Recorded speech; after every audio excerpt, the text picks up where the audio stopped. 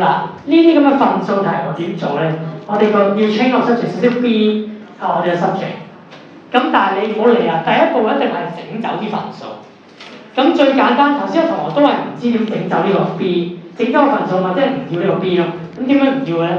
你都係嗰句就問自己，呢個你做緊啲咩？呢個其實係做緊除嘅。咁呢你抌過去就成㗎啦，就係咁啦。咁所以第一步嗱，正常要抄個題目，不過依家我節省時間，我唔抄，即係我唔抄多次嘅，直接寫一算啦。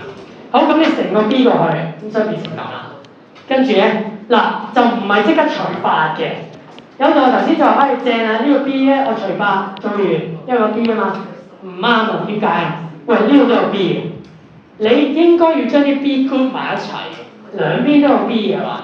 咁所以咧，我會選擇嚟呢個 B，我搬過嚟咪得咯。咁點搬啊？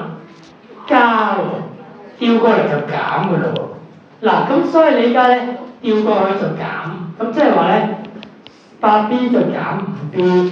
咁呢度就剩翻4A 減7啊！呢個你冇變嘅，照抄嘅啫。